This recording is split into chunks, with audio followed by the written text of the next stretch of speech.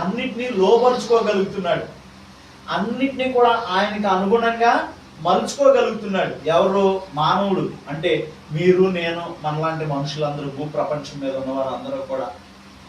ఇక్కడ మనం తెలుసుకోవాల్సింది, మనం అర్థం చేసుకోవాల్సింది ఏంటంటే, దేవుడు మనల్ని సృష్టించిన తర్వాత మనము ఏం చేసాము అంటే, దేవుని యొక్క నిబంధనను, దేవుని వాక్యాన్ని, దేవుని మాటని అతిక్రమించాం, హద్దు మీరాం, హద్దు దాటాం, ఆయన చేయొద్దన్న దానిని చేస్తున్నాం.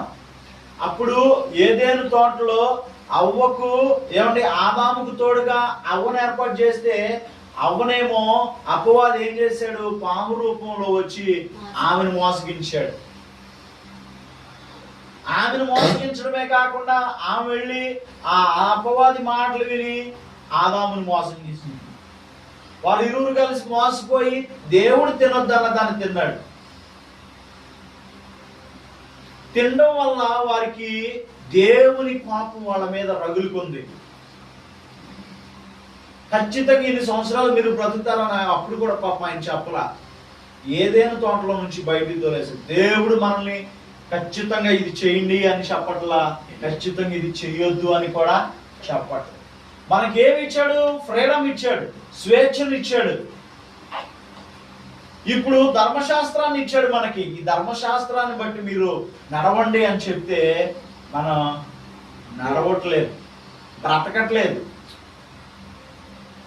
మనకి ఇష్టం వచ్చినప్పుడేమో ప్రార్థన, మనకు కష్టం వచ్చినప్పుడేమో ప్రార్థన, మనకి బాధ కలిగినప్పుడేమో ప్రార్థన, మనకి సంతోషం, మనకు ఆనందం, ఏమండి మనకు అన్నీ ఉన్నప్పుడేమో ప్రార్థన ఉండదు. మనకి ఏమీ లేకపోతే మాత్రం వెంటనే గుర్తొచ్చేసేది ఏంటి? ప్రార్థన. ప్రార్థన వాళ్ళు అయితేనేమో ప్రార్థనలు, పూజలు వాళ్ళు అయితేనేమో పూజలు, ఏమండి మసీదు వాళ్ళు అయితేనేమో మసీదులు. వారి విశ్వాసాన్ని బట్టి వెళ్తున్నారు, దేవుని మీద దేవుని వైపు చూస్తున్నారు.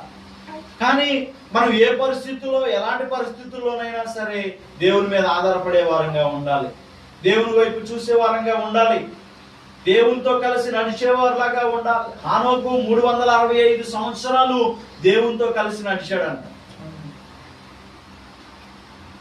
హానోకు కాలంలో హానోకే దేవునితో కలిసి నడిచినవాడు ఆయన తరంలో. హానోకు తర్వాత మరి పుట్టిన వారు ఎవరు? మళ్ళీ దేవునితో కలిసి నడిచిన వారు లేరు. మళ్ళీ హానోకు తర్వాత నోవాహు వచ్చాడు.